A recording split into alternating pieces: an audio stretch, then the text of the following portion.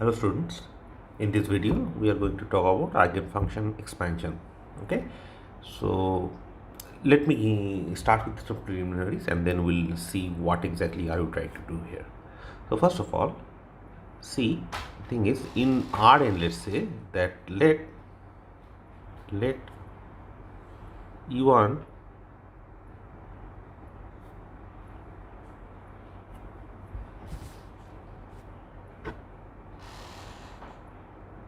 E2 En. Okay, so this be the basis of Rn, right? Basis of Rn. Is it okay? And then if this is the case, then every, let's say, x in Rn, okay, for every x in Rn, so there is a unique choice, there is an unique choice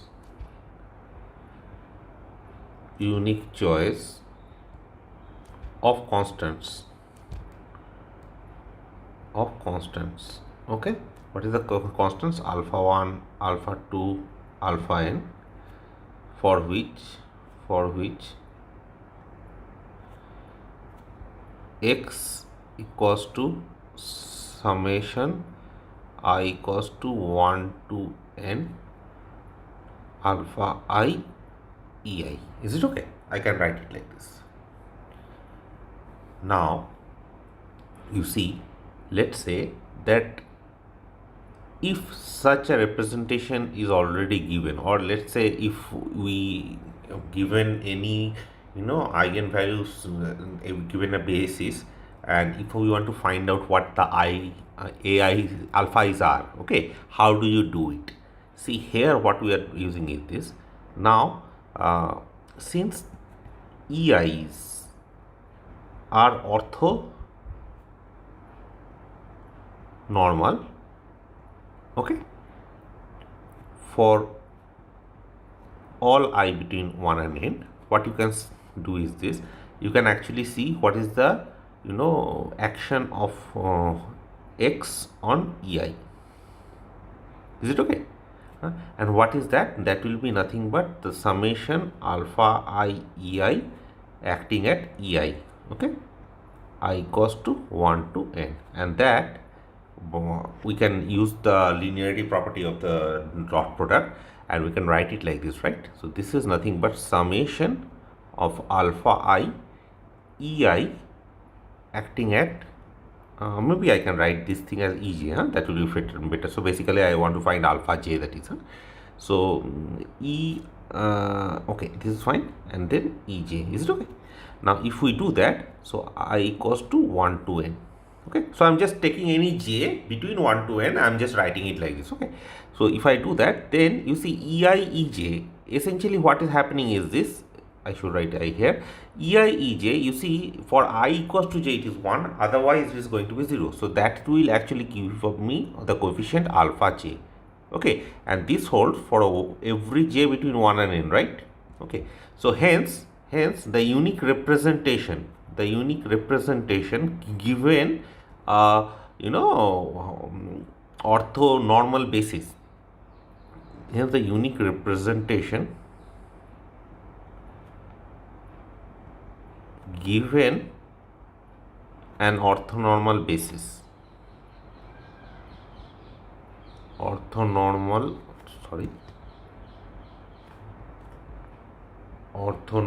basis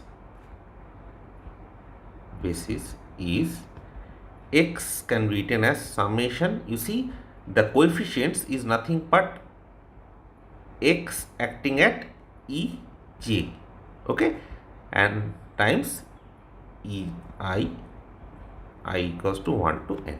Clear? So that's your unique representation, and that's how you write any element x in terms of its normal orthonormal basis, that is. Yeah. Now you see, we want to generalize this idea. Is it okay? So basically, let's say given an orthogonal set of functions in some interval alpha beta, yes, with respect to some weight, let's say Rx, yes, can we represent an arbitrary function? So the question now is this question. Question is this. Given, okay, an ortho, so here it is orthonormal basis, right? So let's just start with the orthogonal basis. Okay, of course we can make it normal. So let's start with the orthogonal basis now. Okay, so orthogonal basis, and what is it? Phi n. Okay, phi n, and n equals to 0 to infinity. So the orthogonal basis given like this. Okay, orthogonal basis, yes, in the interval alpha beta, in the interval alpha beta, is it okay? With respect to the weight, with respect to some weight, okay, with respect to the weight Rx, weight Rx, is it okay? Now the thing is this, can we represent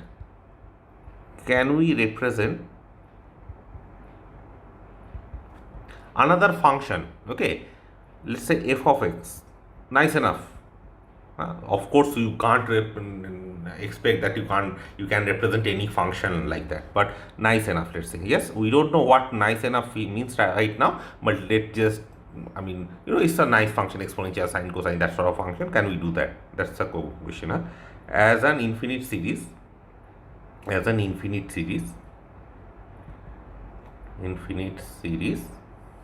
okay, involving phi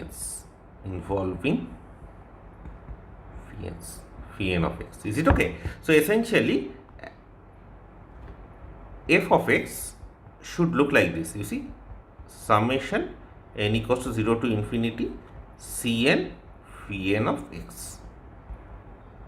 Is it okay? See, if you remember, why are we writing this as infinite series? Because the orthonormal sets which we are getting from the Sturm-Liouville problems, we talked about it, right? So if you have a regular Sturm-Liouville boundary value problem, yes, you are going to get, let's say that for a distinct eigenvalues, right?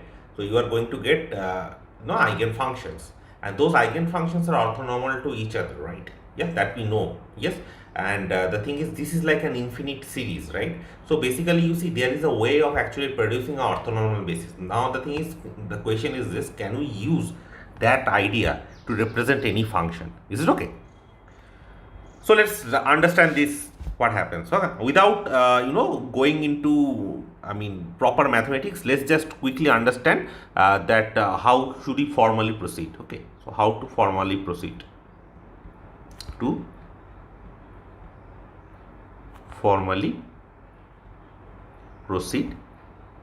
without convergence, without the question of convergence. The question of convergence, what does it mean? See, in the earlier case, okay, when we were in Rn, it was like a finite number of points. You see, this series which we are talking about, okay, summation alpha ei, this is like from from 1 to n, right? So it's a finite series. In case of finite series, you really don't have to worry about convergence because it's like a finite sum, right? But once we have like infinite kind of cases, then we have to talk about convergences. Yes, we don't know whether this actually converge or not. So what we are going to do is basically, without the question of convergence, let's just assume that all of these converges, they are nice, everything is fine. And can we find the coefficient Cn? That's just the question. Okay, so what we do is this. See, basically such that fx must look like summation n equals to 0 to infinity Cn phi nx. Can we do that? Yes, let's just understand that.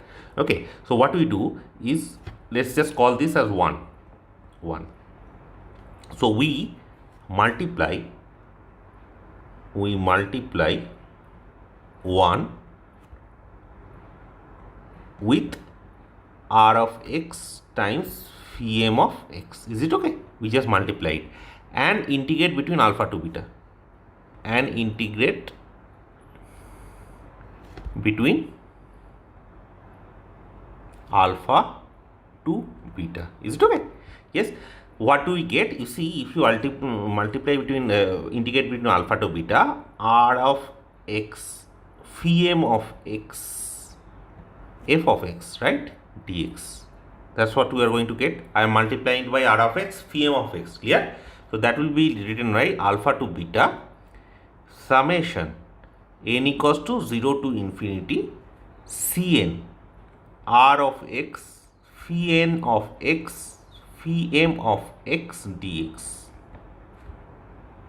Is it okay? See, similar sort of thing what we are doing here. Here we are multiplying it by Rj, Ej, right? That's my basis kind, the orthonormal basis. Now here I am multiplying with my orthonormal basis element phi n, but there is a weight involved, right? R of x. So basically we are incorporating that R of x also here.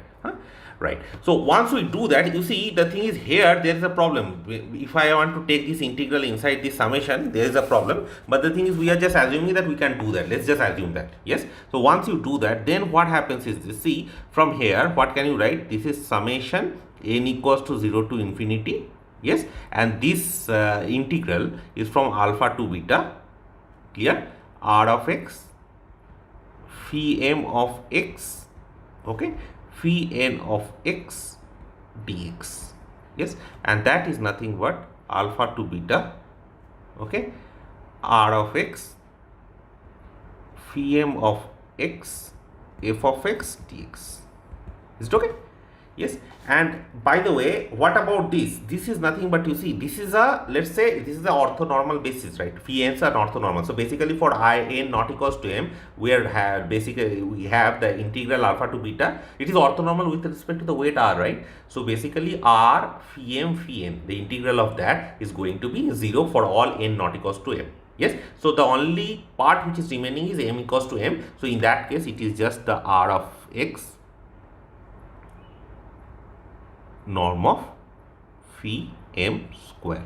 Yes, between alpha to, okay, 1 second, sorry, it is not r, sorry, I made a small mistake somewhere, right? That cm is, I did not write it. Yeah, I'm really sorry about it. Let me just write it. This cm should be there, no? Cn, cn, let's just write it, cn. Okay, now you see the thing is, this is the only thing which is remaining is cm times norm phi m square. Is it okay? And then this part, what we have is, this is alpha to beta r of x phi m of x phi n of x dx. Is it okay? Yes. So therefore what we have, cm is nothing but alpha to beta r of x phi m of x phi n of x dx by norm of phi m square. Okay, phi m is orthonormal, orthogonal, right? So phi m square is of course not 0. Yes, and if it is orthogonal, so basically that will be 1 in that case. Yeah, if we start with that. Okay, so in that case cn will be just a to b alpha to beta r phi m dx. Yeah. Okay, so see, the thing is, therefore, see, if this operation, the first operation, the integral and the sum, okay, if we can, interchange that. So basically, when can we do it? So basically, if the series, what is the series? Summation n equals to 0 to infinity cn phi n of x, okay, if it converges uniformly,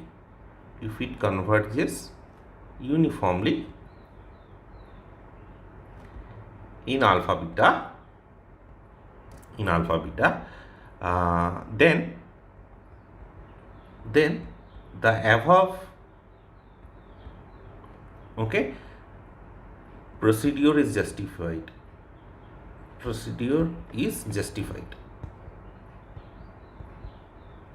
I hope it is clear to you. Very simple, very simple. Okay. Now the thing is this, see, the coefficient Cn which you are going to get, this Cm's which you are getting, those coefficients, if let's say all of this is possible, so the series convergence uniformly and everything is fine, then what we are going to do is we are going to call this thing as the Fourier coefficient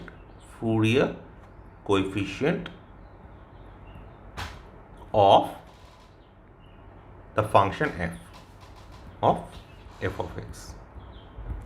Is it okay? Right. So now let's look at a problem and then we'll go from there. Okay. So first start doing a problem. So exercise example 1, let's say. So you see, we know that the set, this set 1 cosine n pi x by L sine n pi x by L, and L positive, n is greater than equal 1. Okay, this is orthogonal. This is orthogonal with respect to what is the weight? Rx equals to 1. Rx equals to 1. Okay. Okay, first of all, how do you show this is orthogonal? Of course, you can take the integral and you can show that it's going to be 0 for n not equals to m, or it is going to be not 0 for n equals to m. Okay, that of course you can do. The other way of doing it is basically you see y double prime equals to y. You remember that problem we did, y at the point with the periodic solution, this thing with the periodic data. Yes, and we have seen that these are the eigenvalues, right? Yes. Sorry, these are the eigenfunctions, and we know from that theorem which we did in the earlier class also that those eigenfunctions are going to be orthogonal. So you have this set which is orthogonal. You can do that. Clear? So this is orthogonal in minus L to L. So we did it for minus pi to pi, but for minus L to L, this is what you are going to deal with. Okay. Now, of course, then what happens is minus L to L, that is, okay, cosine square n pi x by L dx, this is nothing but 2L and L. Okay, this is for n equals to 0 and this is for n greater than equal 1. Yeah, and minus L to L sine square n pi x by L dx, this is L for n greater than equal 1. What about n equals to 0? It is basically 0, so you don't worry about it. Okay, so in that case, you see, by going by this earlier idea, what happens is this f of x. So given any f, yeah, so see, we define something like this. So the Fourier series of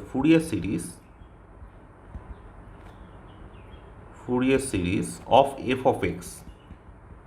of x is defined to be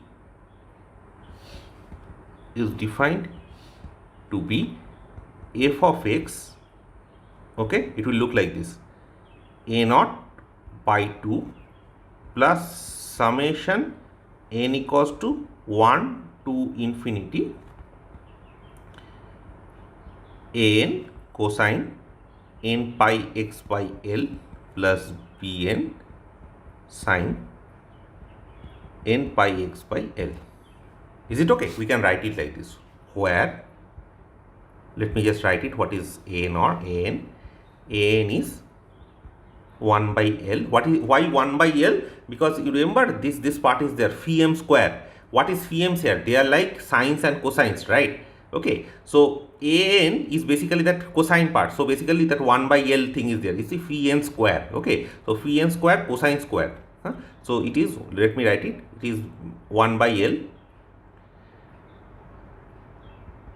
fx cosine n pi x by L dx. Okay, n greater than equal 0. Is it okay? Let me just once check if everything is fine. What did I wrote? an is 1 by L. Yes, this is fine. Minus L to L. And let us write bn.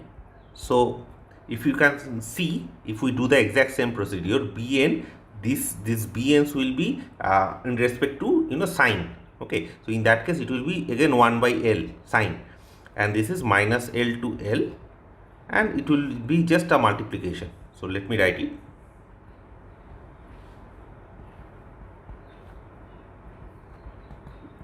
So it is sine of n pi x by L dx. Okay, bn. So that is there. Now the thing is this. See, the thing is, what we will do is this. So this is fine. So if you do it like this, you can just write down the Fourier series of f of x.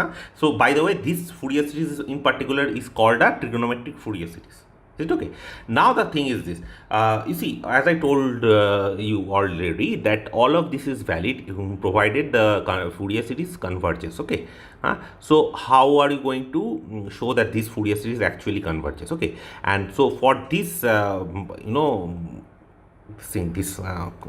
theory to work, what we are going to do is we are going to assume. So The convergence of Fourier series. Let's just write it like this. We are going to talk about the convergence of the Fourier series. Fourier series. Okay. So see, the thing is, first of all, we are going to start with some phi n's. So let phi n equals to 0, 1, 2 and f of x be are piecewise continuous. Piecewise continuous in alpha beta. I hope you guys all know what piecewise continuous in alpha beta means. It basically means that there are finite number of points, okay, where they may not be continuous, except that everywhere they are going to be continuous. So that's what we call all the piecewise continuous. Okay. Now you see, let, and we'll call define S capital N of x. This we are going to define it as the sum of summation n equals to 0 to capital N, the first n plus 1 term, okay, of Cn phi n of x. Is it okay? Yes. And we donate it by capital Sn of x. Yeah. And now you see, we consider the difference. We consider the difference Sn of x minus f of x. Okay. This difference for large values of n. Large values of capital N. Is it okay? Now you see, if given epsilon greater than 0, there exists an integer n epsilon which is positive, okay, such that mod Sn of x minus f of x can be made less than epsilon, okay, then the Fourier series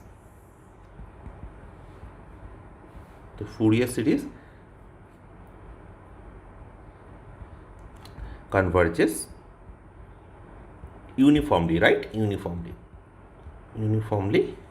okay, to f of x for all x in alpha beta. Is it okay? So the idea is this. See, essentially what we are saying is this: we were approximating f. Yes. And how are we doing it? We are going to use f of phi x, okay, in such a way that we are basically taking the finite sums, and after that we are actually saying that for large enough n, what happens is this: the difference between Sn and f can be made arbitrarily small, right? And if that holds for all x, that is important, then we say it converges uniformly. Is it okay? And of course, if n depends on, so let me make a small remark here. So you guys already know this, but I still wrote it in case of, since there should not be any confusion here about the definition. So what is the remark? See, n, the capital N, okay, here depends only on epsilon, only on epsilon,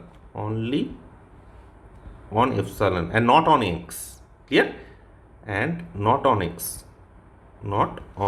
So if it depends on x also, then we basically say this is a pointwise convergent.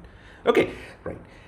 So now let's look at a definition. Let me just write down the definition, and then I will try and explain what I am trying to do here. So let's write down a definition. Okay, so we are going to start with some function phi n of x. Okay, so let phi n of x n greater than equal 0, of course natural, yes, and phi of x are piecewise continuous.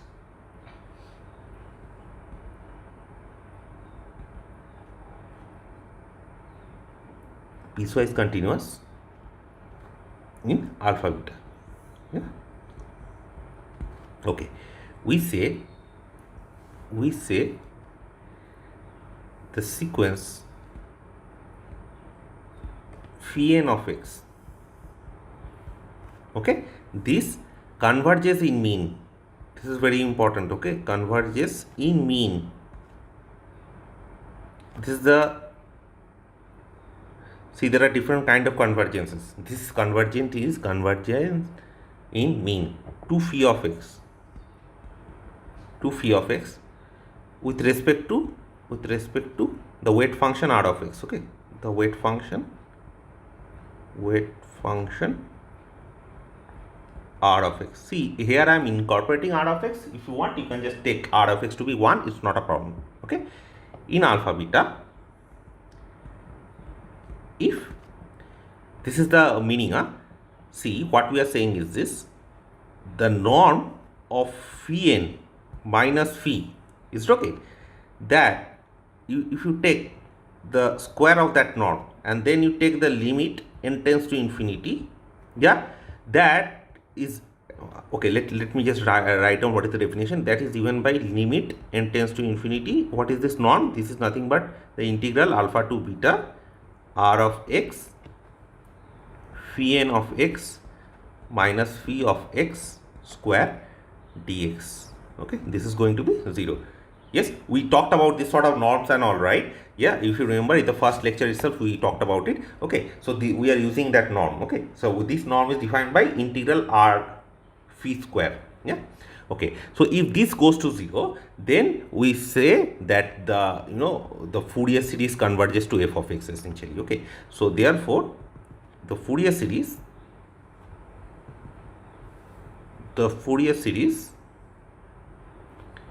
converges in mean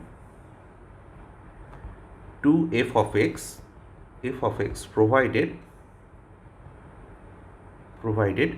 limit n tends to infinity, okay, and alpha to beta r of x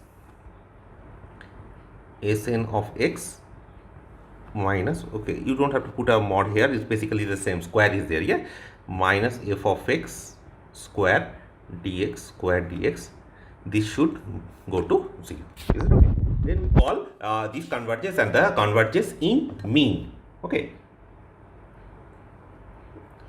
So now see,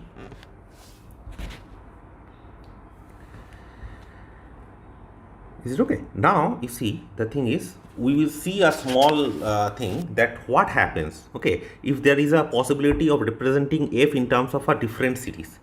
Is it okay? So basically, let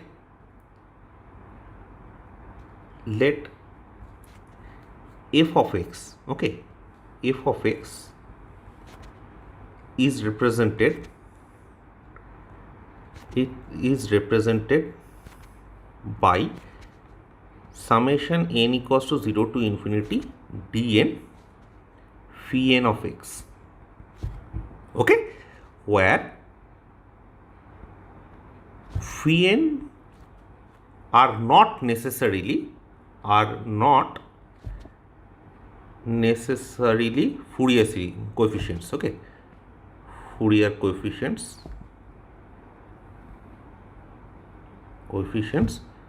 of fx. Is it okay? You understand what I'm trying to say, right? See, the thing is, it may happen that there is a different representation which is basically not a Fourier representation, and we can write it like this. Okay, so now and we want to see what happens if we do something like this. Okay, so now define, let's see what happens.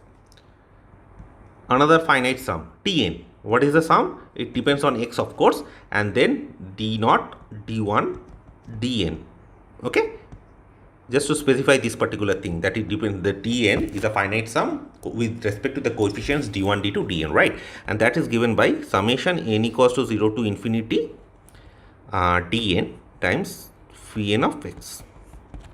Okay, now and let's say we define capital E capital N. Okay, that quantity is nothing but the norm of Tn minus f.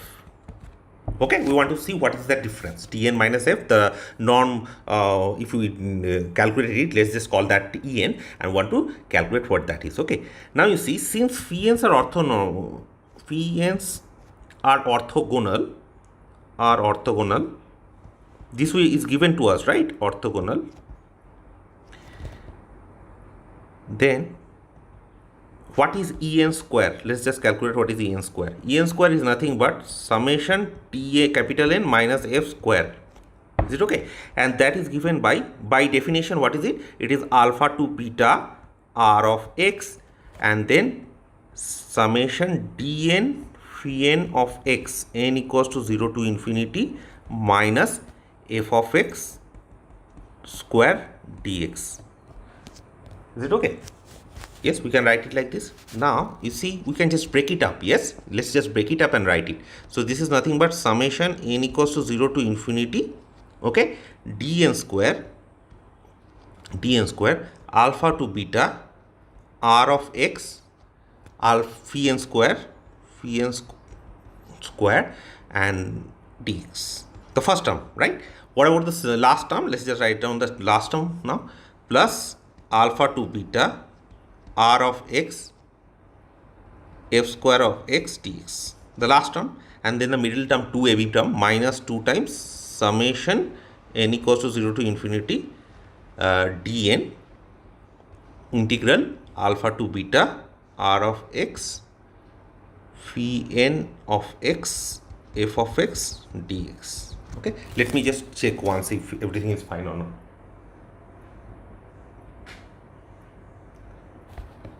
Yeah, this is okay, right? This seems everything is fine. Okay, now you see what exactly is this term. This is nothing but phi n square, right? So this is nothing but summation. I am not writing 0 to infinity. It is always sorry. What am I doing? Sorry. This is not 0 to infinity, right? This is 0 to n. Huh? Sorry, I am doing it with en. Huh? So this is 0 to n. That is why I can change the limit. Sorry. Yeah. This is my mistake. Very sorry about it. 0 to n. Yeah. Okay. So 0 to n I am not writing. Okay. So that is given because it's a finite time. I can take the integral inside. So it's not a problem. Yes. Okay. So this is dn square and phi n square, right? That's just this thing definition minus 2 times summation dn cn norm of phi n square, okay, plus f square. Is it okay? So I will just write down everything in terms of norm. So that is given by, and of course the integral is from 0 to n. Huh? Okay, let me just write it 0 to n.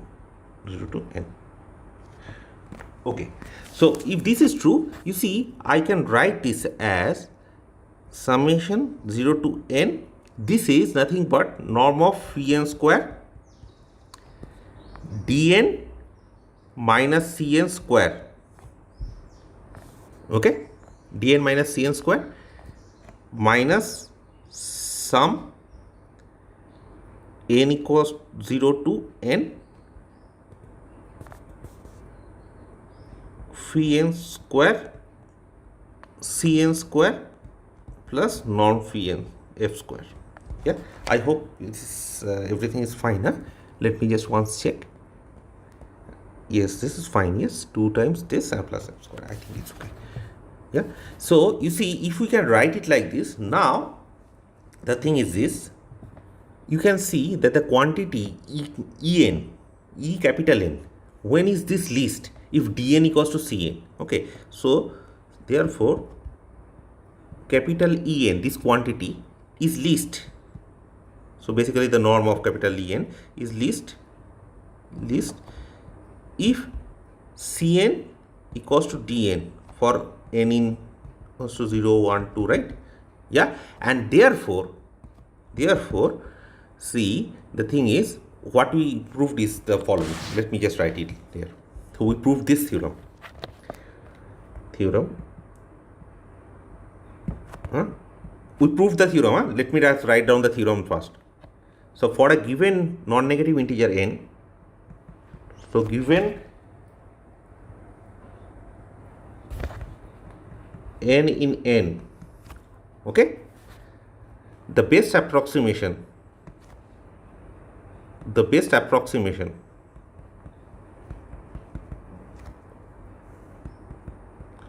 okay, in mean, very important, in mean, to a function f of x, f, okay, x, by an expression, what sort of expression? 1, by an expression of the form summation dn phi n x, okay, is obtained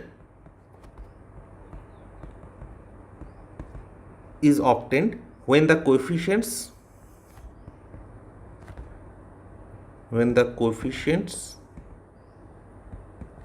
dn are the Fourier series of f of x. I hope everything is clear here. Yeah? See what we did, this part is this. Fx we wrote it as summation dn phi n. Dn is not necessarily the not necessarily the Fourier coefficient of f of x. Okay, and what we did is this, we calculated en square, which is nothing but the finite sum with respect to those coefficients dn minus f square. Okay, so in the mean they will converge in the mean. Okay, so you see we have to talk about this particular term. Yeah, that is what we are doing here. Now, you see, En square is nothing but summation Tn minus f square, right? Which we can write it like this. And now, you see, this is a positive term. Yeah. So, when is En least? En is least if Dn is equals to Cn essentially. Okay. So, that's what. So, what we proved is this, that basically if you want to write f of x in terms of a Fourier series, looks like this, n equals to 0 to infinity Dn f phi n x, then the best, candidate for the coefficients has to be the Fourier coefficients. Is it okay? Right. Now you see the thing is, let's say that here, let's just call this thing as 2. Huh? Let's just call this thing as 2. Now, into if Dn equals to Cn, okay, if the Fourier coefficient, they are Fourier coefficients, so n equals to 0, 1, capital N, to obtain, okay, one second, sorry, this I should write it as a finite. We did it for 0 to n, capital N, right? For any capital N we can read. Okay, so into if Dn equals to Cn, what do we obtain? We obtain that summation Sn minus f square. Okay, this is nothing but norm of f square minus summation n equals to 0 to infinity phi n square Cn square, right? That's what we are going to get. See, this T's will be S in that case, because the coefficient D's will be D is basically EI's. Okay, D and C are basically same. DNs and CNs are basically same. So this Tn is basically Sn, right? Okay. Now, so what is the norm of Sn minus f square? So that is nothing but this one and this one, and this is gone because Dn equals to Cn. Is it okay? That's why that's what I wrote it here. Yeah. Okay. So now therefore what we can say is this norm of Tn minus f square. Okay, that is nothing but summation 0 to capital N norm of phi n square Dn minus Cn square, right? That's what we actually showed. And then S capital N minus f square. We can write it like this. Yes, the last two terms is in terms of Sn minus f, we can write it like this. Okay, now if we do that, see, since this is a positive term, all of these are positive. Okay, so we can say 0 will be dominated by norm of Sn minus f, which is again dominated by norm of Tn minus f, right? This is a positive term, we can throw it away. So Sn minus f square will be dominated by Tn minus f square, and hence this inequality holds. Okay, now you see, therefore, if summation n equals to 0 to infinity, now it is infinity, yes, dn phi n x, if this converges uniformly, not uniformly, in the mean to f of x, okay, then the Fourier series converges, right? Then the Fourier series, because this is with respect to the Fourier series, right? The Fourier series converges in mean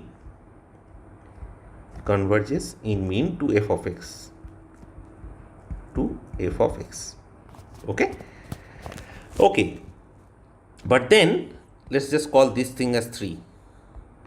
But then 1 to 3 implies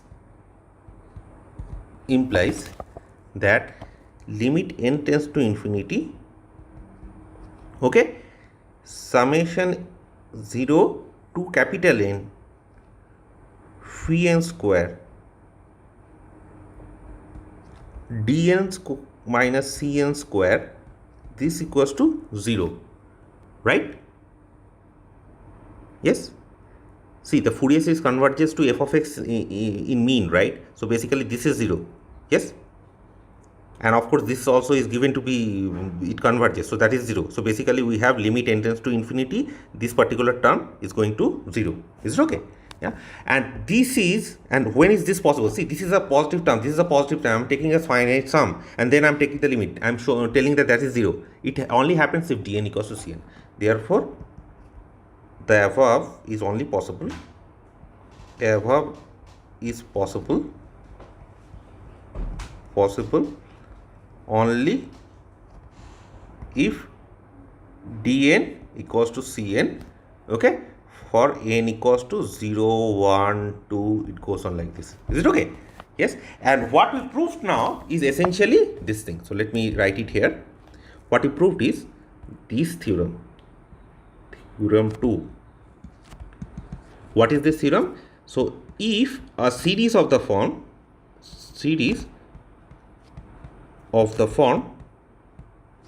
summation 0 to infinity dn phi n of x, okay, converges in mean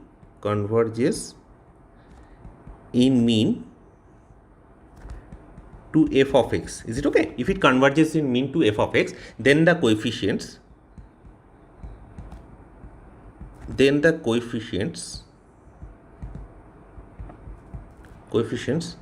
dn must be the Fourier coefficients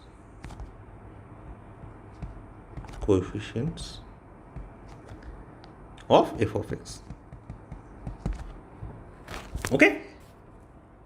See, we just saw, right, that if if you have something like this, that dn converges to f of x in mean, then it has to be the Fourier coefficient, dn has to be cn. So basically that's what we showed, that if the series converges to f of x in mean, then it has to be the Fourier coefficient. So the series converges is basically the Fourier series, that's what. Okay, right. So now also let's see, also, yeah, so this is proved, this is proved.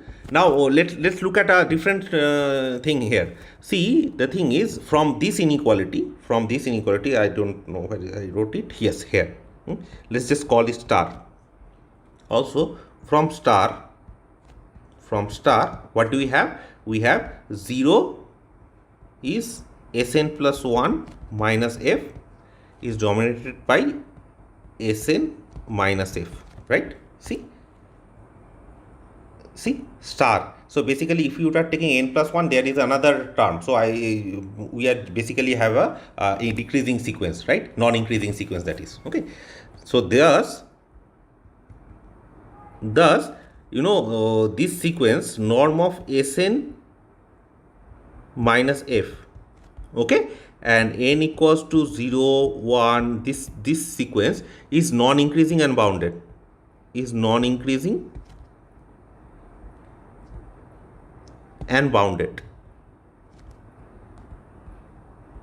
okay, is non-increasing and bounded, okay, below by 0, of course, below by 0. Okay, what does it mean? It means that it must converge, right? And if it converges to 0, then of course the Fourier series fx converges to the Fourier series of f converges to f of x in mean, right? See, of course, right? If Sn minus f, this sequence, that basically converges. If it converges to 0, though, so there basically in that case we just say that the Fourier series converges in mean. That's there. Okay. So also we will have this. See, summation n equals to 0 to infinity phi n square cn square is dominated by norm of f square. Is it okay? Yeah, that is true. Now, because of this, right? See, because of this is always dominated by this always dominates 0. So basically phi n square minus cn square is dominated by f of f square, right? Okay, now you see the sequence. If I now, since the sequence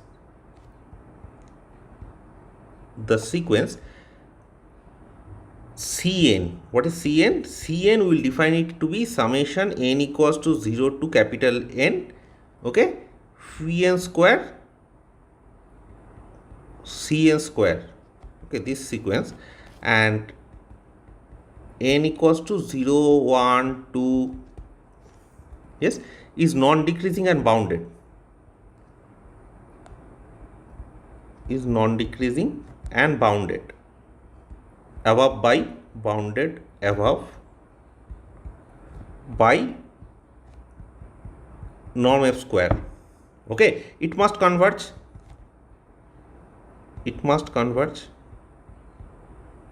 clear?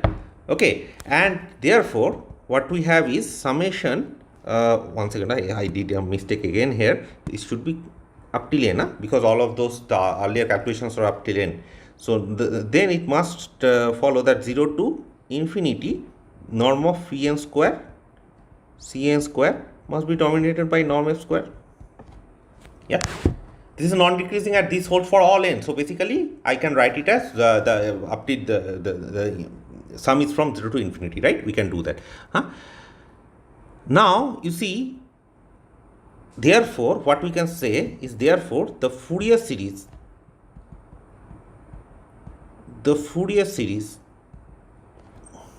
okay of f of x converges in mean to f of x, converges in mean to f of x. Yeah, if and only if this is true, right? If and only if this and this is true, right? So summation f square is equals to summation n equals to 0 to infinity phi n square Cn square. Yeah, I hope this is clear.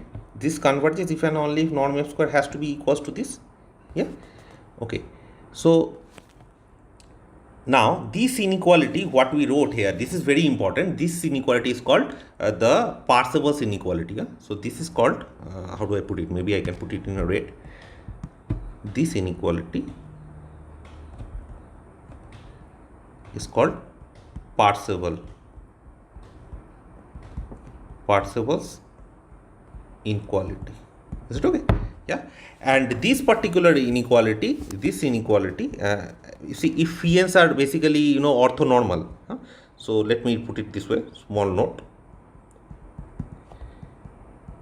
If phi n's are orthonormal,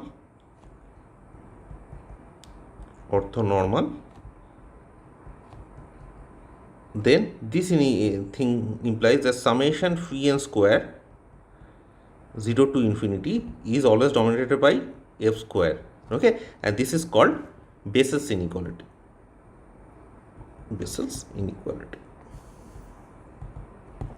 Yeah, I hope this is clear now.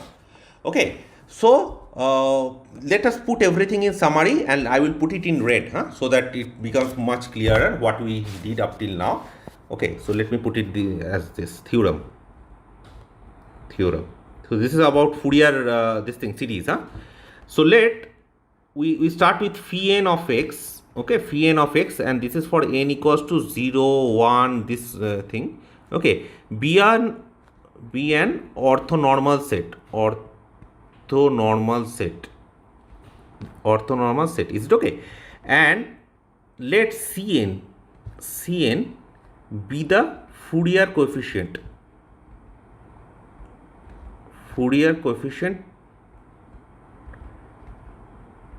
of f of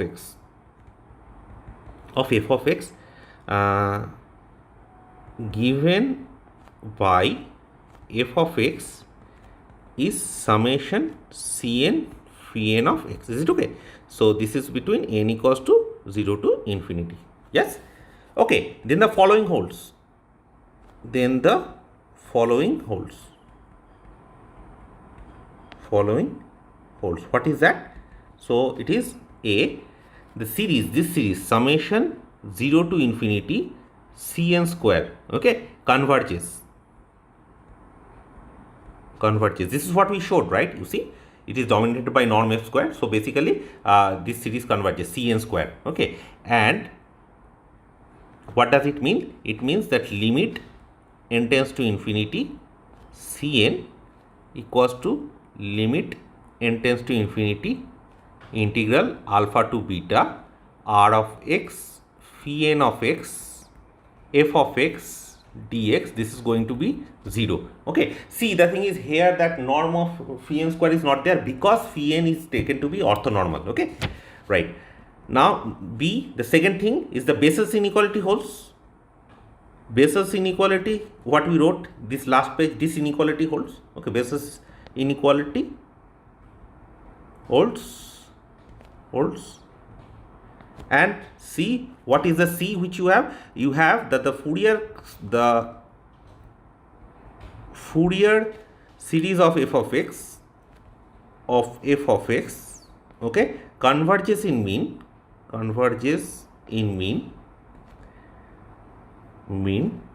to f of x. Is it okay? If and only if the Parseval inequality holds. If and only Parseval's inequality holds. Is it okay? Yes. So this is the idea of Fourier series. So basically what we have is this. Let me conclude what we had did and where is it coming from. See, we know that if you have a regular or a periodic sum level boundary value problem, then basically corresponding to the distinct eigenvalues, we are going to get a series. So basically a infinite series of orthogonal functions, right, which we are basically we call it an eigenfunction. And the thing is since they are orthogonal, okay, that set we can start with and we can actually formulate a Fourier series out of it. Yes, and then we can represent any f with respect to those Fourier series according to whatever theory we just developed. Okay, so that's the idea. So basically what happens is, if you want to produce different Fourier series, where are you going to get the supply of f of x? Those supplies are actually we can get it using the Sturm-Liouville boundary value problems. Okay, so with this I am going to end the video.